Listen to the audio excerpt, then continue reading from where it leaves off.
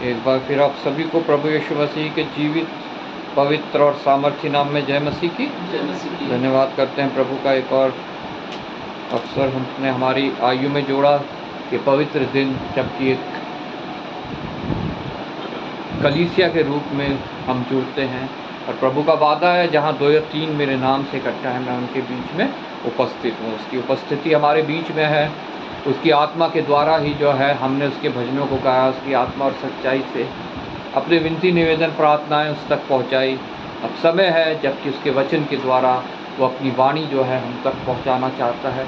हमने अपनी बात पहुंचा दी, अब वो चाहता है कि हम उसकी बात भी सुने। हमारी बात पहुंच गई है, अगर हम उसकी बात नहीं सुनते हैं, नहीं मानते हैं, तो फिर हमारी बात वहाँ पहुँचने का कोई भी फ़ायदा नहीं है। उसका उत्तर हमें कभी भी मिलने वाला नहीं है। इसलिए वो चाहता है कि उसकी वाणी को हम सुने। अपनी वाणी को उसने अपने बड़े नाम से बढ़कर महत्व दिया, ये वचन हमें बताता है। और उसने अपनी वाणी को प्रकाशित किया है, मतलब हमारे हाथों में ये जो पवित्र वचन है, ये उसकी वाणी है जिसे उसने प्रकाशित किया है और हमारे बीच में दी है। प्रत्येक मनुष्य जो है इसको ले सकता है, पढ़ सकता है और पवित्र आत्मा की अगुवाई में जो है परमेश्वर की वाणी को सुन सकता है। हालेलुया। हम पढ़ेंगे लूका रचित सुसमाचार, उसका 10 अध्याय 17 से लेकर 20 तक। वे सब आनंद करते हुए लौटे और कहने लगे, हे प्रभु, तेरे नाम से दुष्ट आत्मा भी हमारे वश में है। उसने उनसे कहा, मैं शैतान को बिजली के समान स्वर्ग से गिरा हुआ देख रहा था।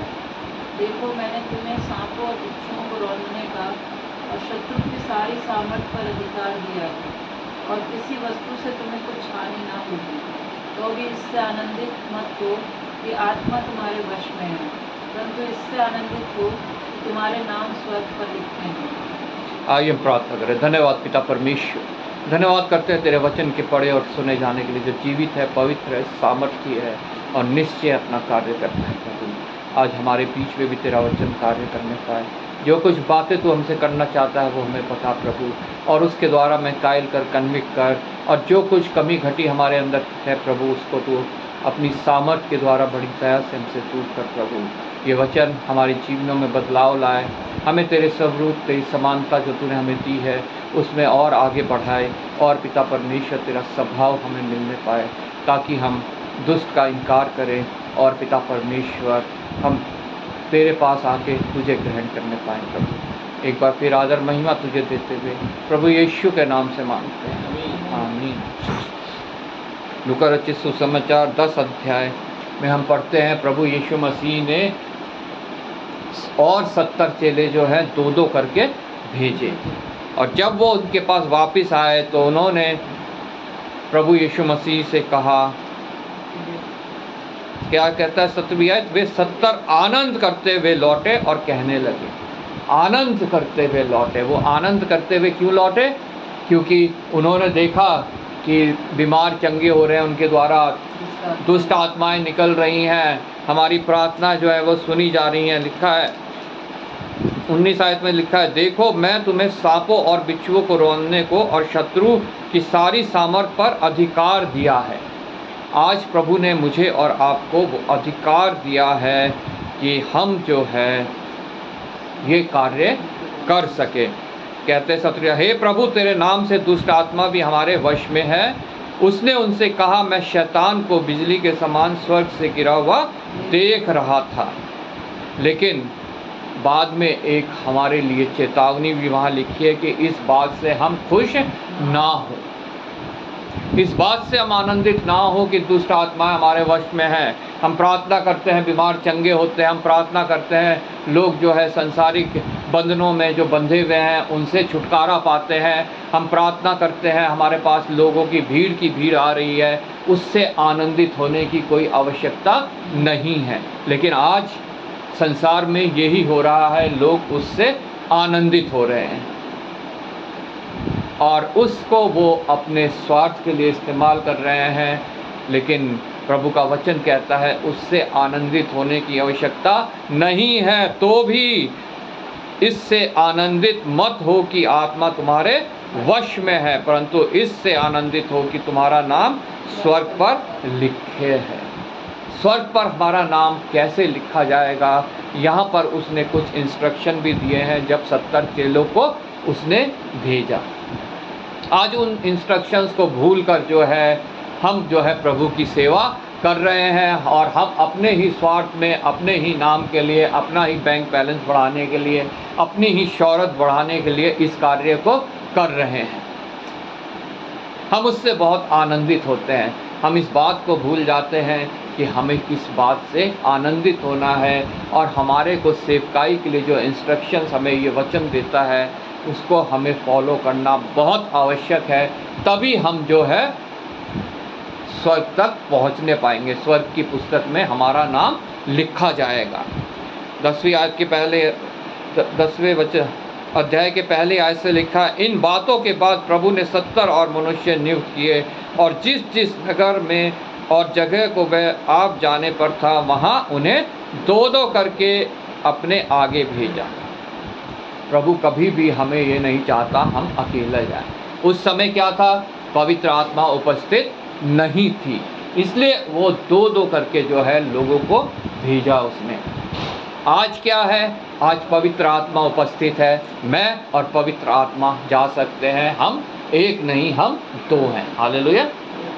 हम उस कार्य को कर सकते हैं। हम पवित्र आत्मा में होकर जो है हम निकल सकते हैं प्रभु की सेवा के लिए। 2-2 करके आगे भेजा। उसने उनसे कहा, और उसने उनसे कहा, पके खेत बहुत हैं। आज भी पके खेत बहुत हैं, लेकिन हम उन पके खेतों तक पहुंचते ही नहीं हैं। हम तो अपने स्वार्थ में आकर जो है लोगों को अपने पास बुलाते हैं ताकि उनका धन हम अपने पास ले सके, इकट्ठा कर सके, और हम अपने ज़िंदगी ऐश आराम में बिता सके। पके खेत बहुत है परंतु मजदूर थोड़े हैं, इसलिए खेत के स्वामी से विनती करो कि वह अपने खेत काटने को मजदूर भेज दे। वो हमें मजदूर बनाना चाहता है, ना कि हमें वो एक अपोजल बनाना चाहता है, या हमारे को वो एक भविष्यवक्ता बनाना चाहता है।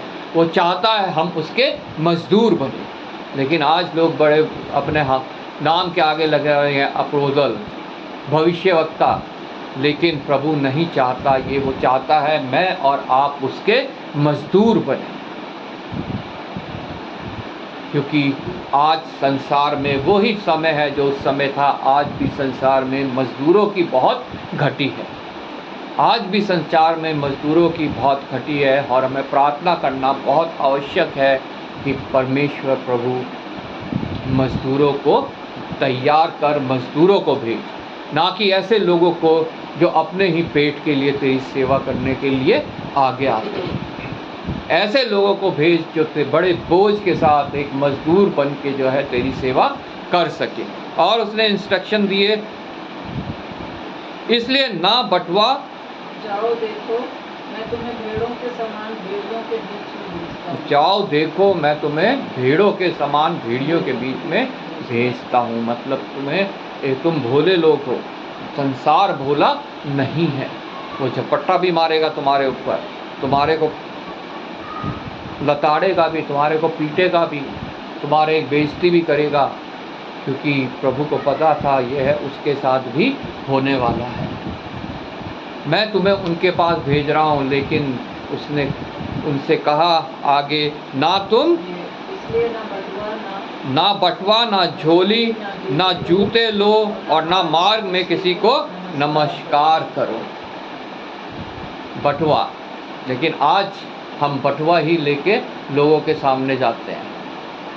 बटवा, आज वो हम जो जेब में बटवा रखते हैं उस काय के लिए होता है, वो पैसे रखने के लिए। आज की सेवकाई क्या है कि हमारा बटवा भरता जाए। प्रार्थना करते हैं घरों में जाके, हमारे को पैसे का लालच होता है। कलीसिया में हम लोगों को इकट्ठा करते हैं, हमारे को पैसे का लालच होता है। प्रभु ये नहीं कहता कि मजदूर को मजदूरी मिलनी चाहिए, इसमें आगे लिखा है निश्चय मजदूर को मजदूरी मिलनी चाहिए, लेकिन वो स्वर्गीय मजदूरी है। वो हमारी ऐशो आराम में उड़ाने वाली मजदूरी नहीं है। वो लोगों को परेशान करके उनका पैसा लूटने वाली मजदूरी नहीं है। वो मांग कर लेने वाली मजदूरी नहीं है। ऐसे ऐसे पास्टर हैं, कलीसिया में किसी का दशवांश नहीं आया, उसके घर पहुंच जाते हैं, भाई तुम्हारा दशवांश नहीं आया है, आके अपना दशवांश दो। पवित्र वचन जो नया नियम है हमें कभी भी दसवें अंश के बारे में नहीं सिखाता है। वो क्यों मांगते हैं? ताकि उनका बटवा भर सके, उनके पास पैसे रह सके, वो अपना निर्वाह उससे, मतलब निर्वाह अलग बात है, अपने ऐशो आराम में उसको उड़ा सके। लेकिन प्रभु का वचन कहता है अगर तुम चाहते हो तुम्हारा नाम जीवन की पुस्तक में लिखा जाए तो तुम ना बटवा लेना ना झोली। झोली मतलब बटवे से भी और बड़ा। लालच बढ़ता जाता है, लालच बढ़ता जाता है और फिर हम गलत तरीके से जो है पहले हमारा बटवा भरते हैं और फिर और गलत तरीक़ों से हम अपनी झोली भरना शुरू करते हैं। धोखे से, झूठ बोलकर, वचन को तोड़ मरोड़ के इस्तेमाल करके, लोगों को पैसा देके कि हम भाई तुम्हारे सर पे हाथ रखेंगे तुम गिर जाना। यहाँ तक पास्टर करते हैं, सर पे हाथ रख के धीरे से पैर फंसा के धक्का देते हैं ताकि इंसान डगमगा जाए और पीछे उसके लोग खड़े होते हैं, वो ज़बरदस्ती पकड़ के उसे नीचे लिटा देते हैं। काहे के लिए? ताकि अपनी झोली वो भर सके। जो विश्वास में कमज़ोर होते हैं, जो सिर्फ संसार तक में ही प्रभु से लाभ पाना चाहते हैं, वो फिर वहाँ पहुँचना शुरू करते हैं और उनसे फिर वो पैसा बटोरना शुरू करते हैं। किसी से 5,000, 10,000, 25,000, आगे रो में जो बैठेंगे 25,000, उससे पीछे 10,000, उससे पीछे 5,000। और जो नहीं दे पाते हैं वो बेचारे उदास होके वापस आ जाते हैं, और जो दे देते हैं वो लुट कर वापस आ जाते हैं। कोई फ़ायदा उनको नहीं होता है। ये वचन को लेकर आज संसार में धोखाधड़ी चल रही है।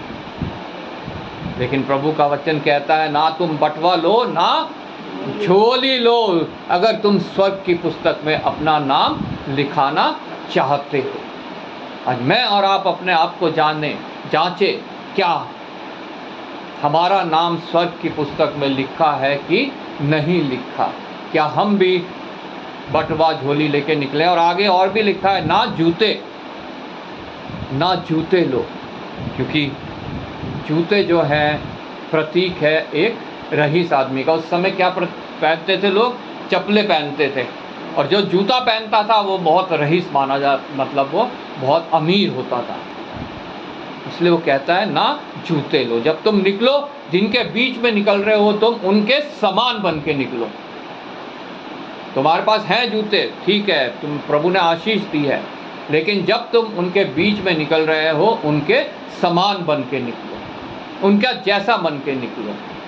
आज संसार जूता पहन रहा है पूरा, आज आप जूते पहन के निकल सकते हो क्योंकि सब ने जूते पहने। उस समय जूते सब नहीं पहनते थे, सिर्फ धनी लोग जो है उन्हीं के पास जूते होते थे। इसलिए प्रभु क्या वहाँ पे उस समय कहता है ना जूते लो।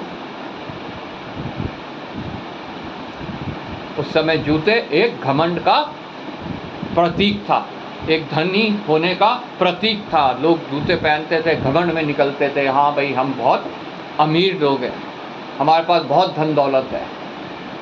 लेकिन आज दौर अलग है, आज प्रत्येक जन जूता पहन सकता है। तो आज मतलब ये नहीं है कि आप जब निकल रहे हो तो आप जूते पहन के ना निकलो। आज आप जूते पहन के निकल सकते हो, लेकिन घमंड के बिना। आप में कोई घमंड नहीं होना चाहिए।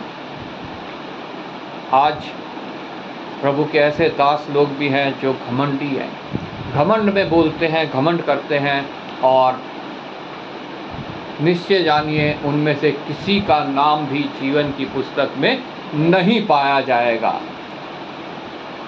वो खटखटाते रह जाएंगे, गिड़गिड़ाते रह जाएंगे, प्रभु हमने तेरे नाम से दुष्ट आत्माओं को निकाला। दुष्ट आत्माएं हमारे वश में थी, लेकिन प्रभु कहेगा तुम उसी में आनंदित रहो, जाओ तुम उसमें ही आनंदित रहो। जबकि मैंने कहा था कि तुम इससे आनंदित मत होना कि दुष्ट आत्माएं तुम्हारे वश में है, बल्कि इससे आनंदित होना कि तुम्हारा नाम जीवन की पुस्तक में लिखा हुआ है। हालेलुया। आज मैं क्यों आनंदित होता हूँ? क्या मैं इसीलिए आनंदित तो नहीं हो रहा हूँ कि मैं प्रार्थनाएं करता हूँ, मेरी सुनी जाती हैं, जवाब मिलता है, मैं लोगों पे हाथ रखता हूँ, वो चंगे हो जाते हैं, दुष्ट आत्माएं निकल जाती हैं, या मैं प्रभु की इंस्ट्रक्शंस के अनुसार उसको प्रभु की सेवा को कर रहा हूँ? ना मैंने बटवा लिया, ना झोली ली, ना जूते लिए। और कहता है ना मार्ग में किसी को नमस्कार करो, ना मार्ग में किसी को नमस्कार करो। आज हमने बहुत देखा होगा, मैं जब नंद नगरी से निकलता हूँ सुबह सुबह, मंदिरों को आगे लोग चलते चलते बिल्डिंगों को, जो मंदिर पत्थर के बने हुए हैं, उनको दूर से ऐसे करके निकल जाते हैं। मतलब वो है नमस्कार करना। ना किसी को नमस्कार करो।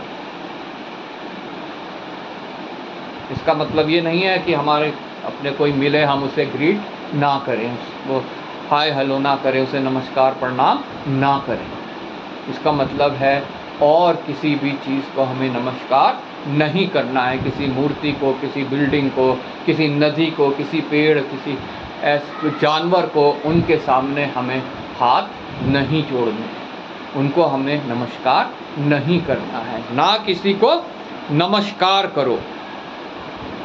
और लिखा है जिस किसी के घर में जाओ पहले कहो इस घर का कल्याण हो। हमें सबके लिए कल्याण बोलना आवश्यक है। किसी के लिए हमारे हृदय में बैर नहीं होना चाहिए, चाहे वो मसीह है, चाहे वो अन्य जाति है, सबके लिए हमें कल्याण बोलना है। प्रभु का वचन कहता है कि जो कल्याण के योग्य होगा तुम्हारा कल्याण उसके ऊपर ठहर जाएगा, वरना तुम्हारे पास वापस लौट आएगा। इसलिए हमारे को प्रत्येक की भलाई चाहनी है, प्रत्येक के लिए कल्याण बोलना है। और प्रभु का वचन कहता है कि जो कल्याण के योग्य होगा, मतलब प्रभु जिसे बचाना चाहेगा वो कल्याण उसके ऊपर ठहर जाएगा। वो मेरी तरफ से नहीं है, हमें कल्याण बोलना है, सिर्फ प्रभु का वचन बताना है। सिर्फ जो इसके योग्य होगा वो प्रभु का कल्याण, प्रभु का वचन उसके अंदर ठहर जाएगा और उसके जीवन में वो बदलाव लेके आएगा, उसे जीवन की पुस्तक तक उसका नाम लेके आएगा। हालेलुया। प्रकाशित वाक्य में हमने पढ़ा, जो मेमोरी वर्स पढ़ी 5, जो जय पाए उसे इसी प्रकार श्वेत वस्त्र पहनाया जाएगा और मैं उसका नाम जीवन की पुस्तक में किसी रीति से ना काटूंगा, पर उसका नाम अपने पिता और उसके स्वर्गदूतों के सामने मान लूँगा। जो जय पाए, किस बात के ऊपर जय पाए? जब हम इसको पढ़ते हैं, सरदीस की कलीसिया को ये पुस्तक, ये लिखा गया पत्र लिखा है, जागृत हो और उन वस्तुओं को जो बाकी रह गई हैं और मिटने को हैं उन्हें दृढ़ कर, क्योंकि मैंने तेरे किसी काम को अपने परमेश्वर के निकट पूरा नहीं पाया। अगर मेरा काम परमेश्वर के निकट पूरा नहीं है, मैं सिर्फ अपने लिए ही कार्य कर रहा हूँ, परमेश्वर के लिए नहीं कर रहा हूँ, तो मैं कभी भी जय नहीं पाऊँगा और कभी भी मेरा नाम जीवन की पुस्तक में नहीं चढ़ने पाएगा। और चढ़ा हुआ भी है और मैं अब उन कार्यों को कर रहा हूँ जो परमेश्वर के योग्य नहीं है, तो वो नाम मेरा कट भी सकता है। हालेलुया। इस बात पर हम घमंड ना करें कि जीवन की पुस्तक में हमारा नाम लिखा गया है, अब हम कुछ भी कर सकते हैं, क्योंकि मैंने तेरे किसी काम को अपने परमेश्वर के निकट पूरा नहीं पाया। इसलिए स्मरण कर कि तूने कैसी शिक्षा प्राप्त करी। आज हम कैसी शिक्षा प्राप्त कर रहे हैं? धोखा देने वाली या प्रभु के सत्य वचन? कहाँ से प्राप्त कर रहे हैं? ये भी प्रभु का वचन कह रहा है कि तूने कैसी शिक्षा प्राप्त की है और कहाँ से प्राप्त की है। झूठे भविष्यवक्ता अंत के दिनों में उठ खड़े होंगे, मत्ती रचित सुसमाचार 24 अध्याय बताता है। वो उनको भी भरमा देंगे जो जिनका नाम जीवन की पुस्तक में लिखा हुआ है। तू किन से शिक्षा प्राप्त कर रहा है? जांचना जानना तुम्हारे लिए बहुत आवश्यक है, और वो सिर्फ हम वचन के प्रकाश में जांच सकते हैं और जान सकते हैं। लिखा, यदि तू जागृत ना रहेगा तो मैं चोर के समान आ जाऊंगा, और तू कदापि ना जान सकेगा कि मैं किस घड़ी तुझ पर आ पड़ूंगा। पर हाँ, सरदीस में तेरे यहाँ कुछ ऐसे लोग हैं जिन्होंने अपने वस्त्र अशुद्ध नहीं किए। वे श्वेत वस्त्र पहने हुए मेरे साथ घूमेंगे, क्योंकि वे इस योग्य हैं। हम पटवा लेते हैं, हम झोली लेते हैं, हम जूते पहन के घमंड लेके हम निकलते हैं, हम परमेश्वर के योग्य नहीं। लेकिन कहता है कुछ लोग इस योग्य हैं। जितनी भीड़ इकट्ठी होती है कलीसियाओं में, उसमें सब इस योग्य नहीं है। कुछ लोग इस योग्य हैं जो श्वेत वस्त्र पहनकर प्रभु यीशु मसीह के साथ घूमेंगे। और वो मैं भी बन सकता हूँ, आप भी बन सकता हूँ। आज भी हमारे पास समय है कि हम अपना नाम जीवन की पुस्तक में लिखवा सकते हैं या उससे कटवा सकते हैं। आज भी हमारे पास मौका है, आज भी हमारे पास समय है। हमें अपने आप को प्रभु के हाथों में सौंपना बहुत आवश्यक है। उसकी आज्ञाओं को हमारे को मानना बहुत आवश्यक है। और प्रभु का वचन कहता है कि तुम इस बात से आनंदित ना हो कि तुम्हारा नाम जीवन की पुस्तक में लिखा गया है। हमने पुराने नियम से मूसा की विषय में पढ़ा, निर्गमन की पुस्तक में, उसके 32 अध्याय में 32 और 33 आयत, वहाँ कहता है, तो भी अब तू उनका पाप क्षमा कर, नहीं तो अपनी लिखी हुई पुस्तक में से मेरे नाम को काट दे। जब वहाँ पर इजराइलियों ने पाप किया, परमेश्वर ने वहाँ पे लेवियों को आज्ञा दी कि जाके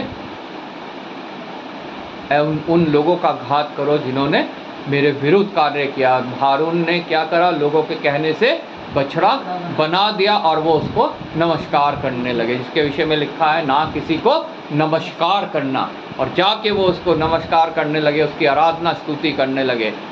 परमेश्वर ने ऊपर से देखा और मूसा से कहा कि लोग बिगड़ गए हैं। और मूसा गया और उसने देखा, और तब परमेश्वर मूसा पर उसके सामने आया, परमेश्वर के सामने, कि इनको क्षमा कर, नहीं तो मेरा नाम जीवन की पुस्तक में से काट दे। लेकिन मैं और आप किसी और के लिए अपना नाम ना कटवा सकते हैं ना लिखवा सकते हैं। प्रभु का वचन कहता है 33 आयत में, यहोवा ने मूसा से कहा, जिसने मेरे विरुद्ध पाप किया है उसी का नाम मैं अपनी पुस्तक में से काट दूंगा। जिसने मेरे विरुद्ध पाप किया है, अगर मैं पाप करूंगा उसके विरुद्ध मेरा नाम कटेगा या मेरा नाम लिखा जाएगा। आप पाप करेंगे तो आपका नाम कटेगा या लिखा जाएगा। हम किसी के लिए जो है अपना नाम ना जीवन की पुस्तक में हमारा कोई लिखवा सकता है और ना ही हमारा कोई कटवा सकता है, और ना हम किसी का नाम कटवा सकते हैं ना लिखवा सकते हैं।